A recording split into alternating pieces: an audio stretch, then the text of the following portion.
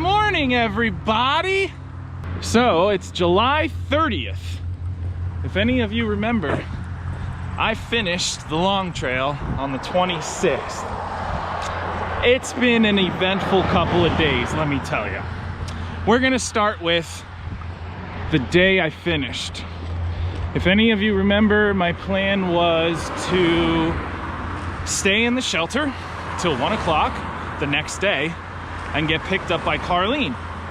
Well, I was in the shelter for about an hour or two and mosquitoes were eating me alive. So I left the shelter. I called Journey's End Salon that's in North Troy. It's like the only place to stay. It's some lady's house. So I stayed there. She picked me up from the trail. I stayed there on the 26th. And on the 27th, Carlene picked me up from there around 12:30 p.m. Then I had problems on the 27th in Burlington. But we'll talk about that later. Don't worry, guys. You're gonna get the full story, but it's such a long story that I have to break it down in sections. So let me walk a little more and I'll tell you about the 27th in Burlington.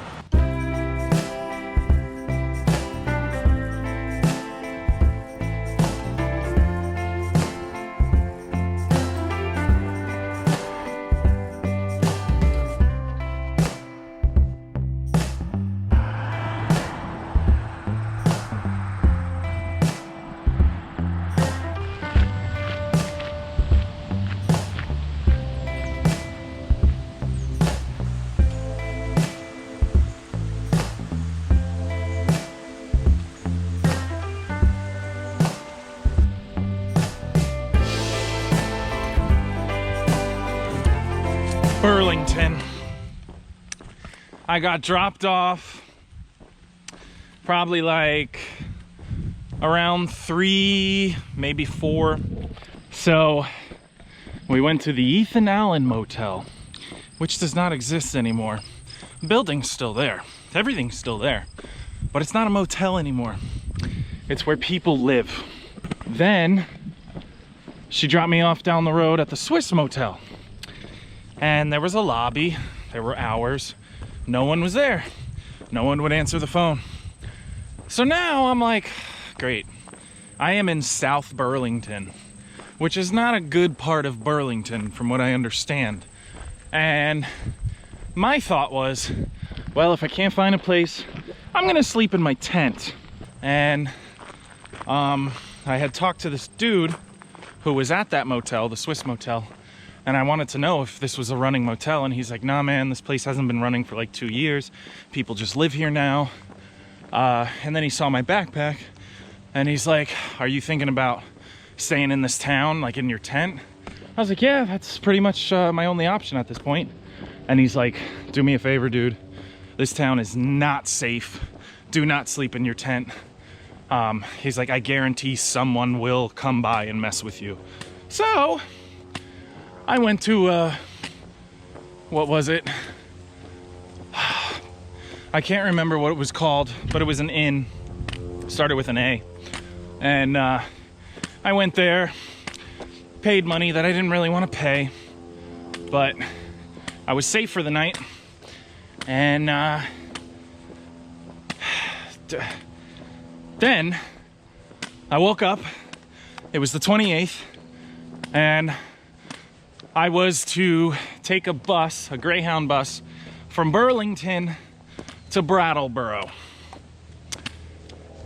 You guys will find out what happened on the 28th.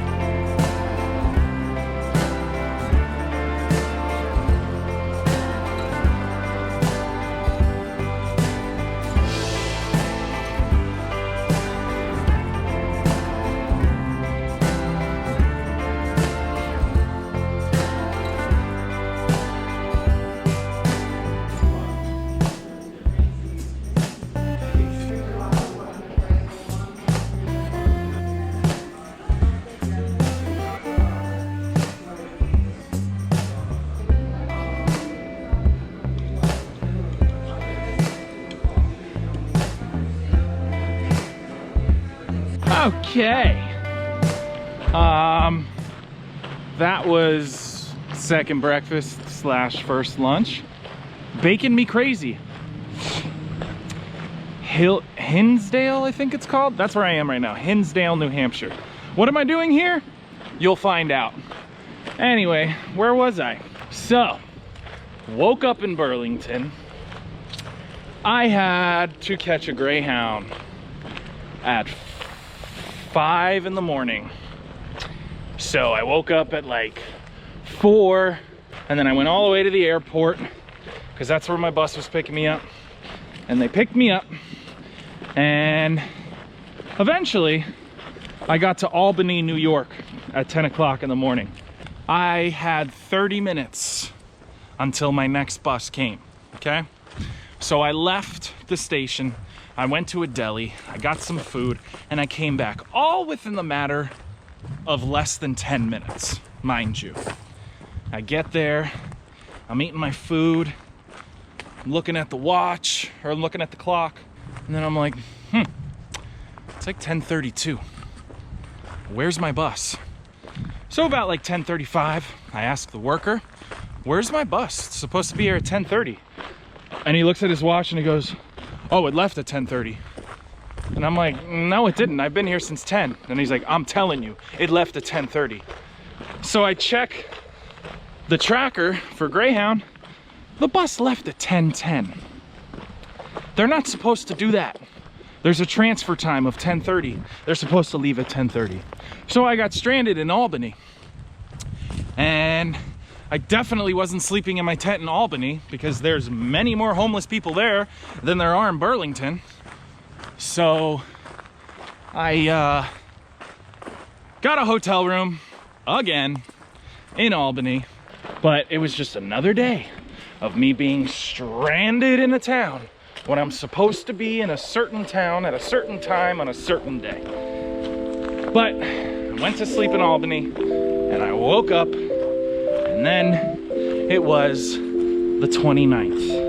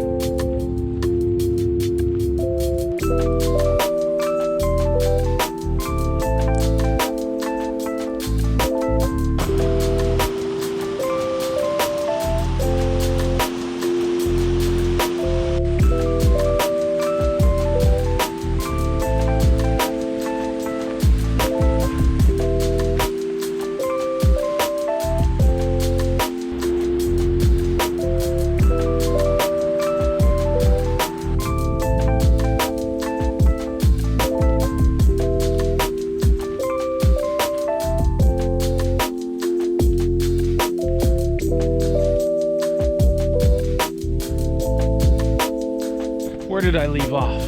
26, 27, 28, 29th, which was yesterday.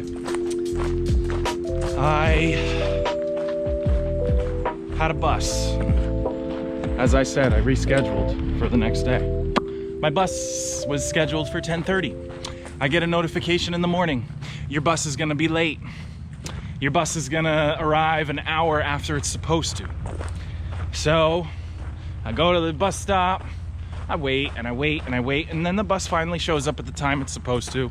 But the bus driver gets out, and by God, I don't know what he was doing, taking a dump or something, but he was gone for like 30 to 40 minutes when he said, I'll be back in 15. And then, of course, because the first bus was late. When I got to Springfield, Massachusetts from Albany, I missed my transfer bus because that was scheduled at 12:45. I didn't get to Springfield till 2 o'clock. So I get to Springfield and I'm like, okay, you know, Greyhound is supposed to give you a free rescheduled ticket when it's their fault like that.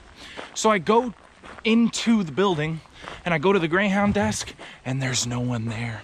And a man comes up to me and he says, "You need help?" I said, "Yeah, I do." And I tell him what's going on. And he goes, "Well, Greyhound, there's nobody has been here for months." Oh man, like it's just one thing after another. So he's talking to me and he's saying, "Well, you can get a rescheduled ticket, but it's not going to be for tomorrow, till tomorrow." I said, "Yeah, that's the thing, okay? I don't want to stay in another town. And I didn't want to stay in Springfield because Springfield really isn't that nice." And so he's like, "Oh, wait a minute." And he brings me to the Amtrak desk. And I talk to a guy there. And he signs me up for a bus. Some red bus. I can't remember what it was called. But I bought another ticket. And from Springfield, the bus picked me up at 3 o'clock. And it drove me finally to Brattleboro, Vermont. Okay? It took a very long time to get to Brattleboro. Why am I in Brattleboro? Or why was I in Brattleboro, you ask? I'll let you know in a little bit.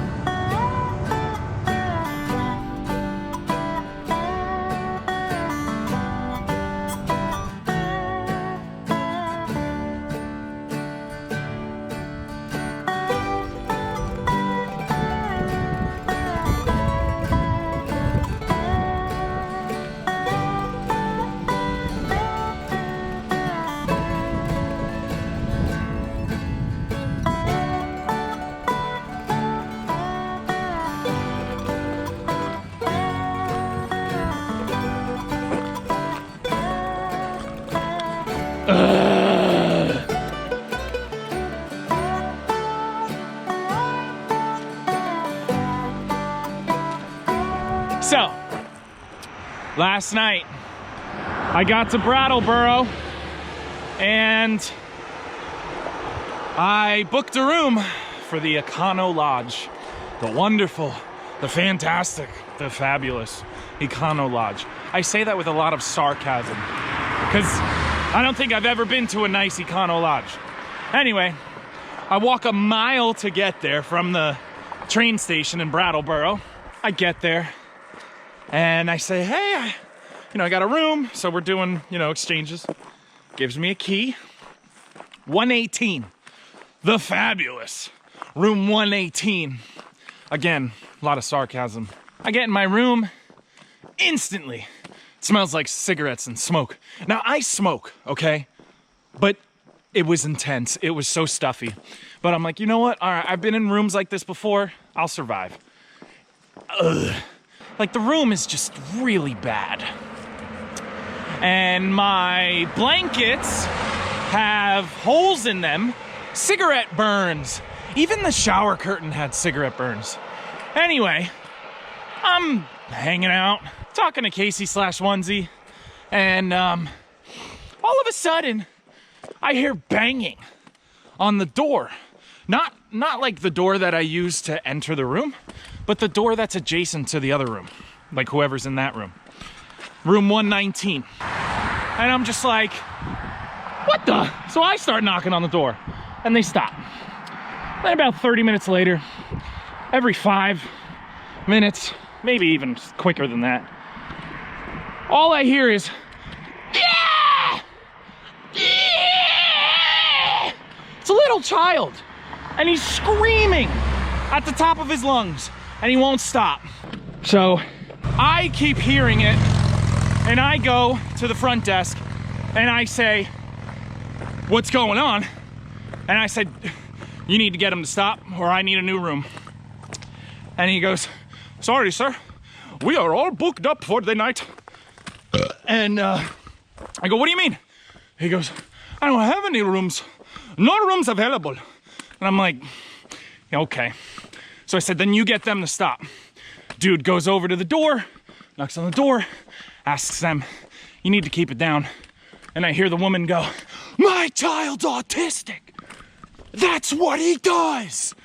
And then the guy leaves. So I'm like, it's not gonna stop. I know people like this. White trash. I'm yelling, holy cow. At one point, the lady, she must have went outside and she came back in and all I hear is slamming.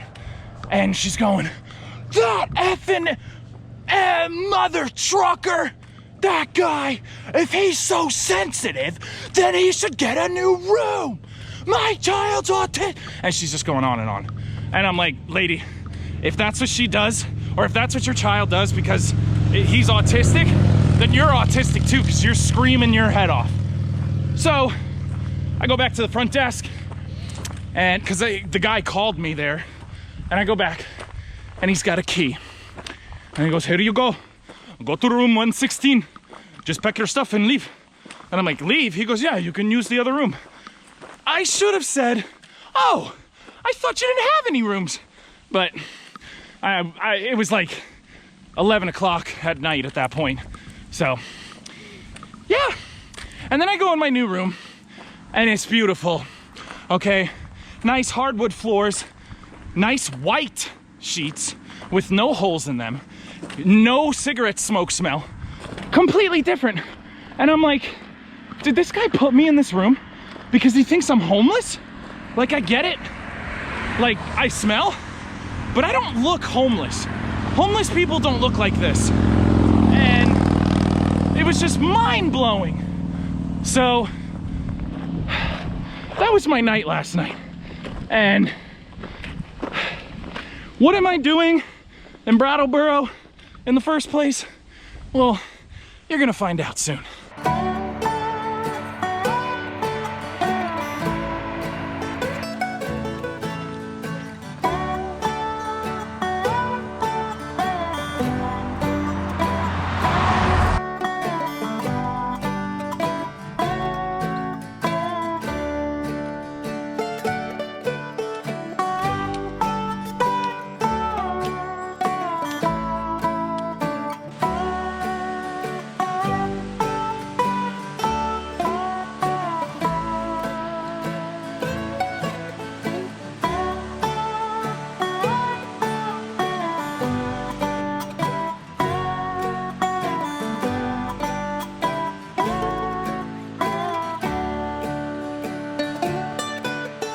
That's right, folks. The New England Trail. That's your surprise. One of 11 national scenic trails. Goes from the top of Massachusetts, and I'm going south, and it goes all the way down to the Connecticut shoreline. So I'm gonna finish at the beach. 205 miles. So, my last 4 miles or so, a red car pulls over, like real fast, and she's like, do you need a ride? You going to the trailhead? And I'm like, Royalston Falls. She goes, yeah, hop in, man. And I'm like, oh my God, thank you so much. And I see the backpack and her trekking poles in the back, and I'm like, cool, this is a good person. I get in, Ready Freddy is her trail name. A very nice lady who's from New Hampshire, and she just knew I was a backpacker, and she kind of had a feeling of where I was going. So thank goodness, man, because I wouldn't be here right now. I'd still be on the road. The only problem I might have is my shoes. I didn't replace them because I'm like, dude, I'm only gonna be on trail for less than 2 weeks. Why get new shoes for that? So I'm gonna try and use these shoes all the way to Connecticut shoreline.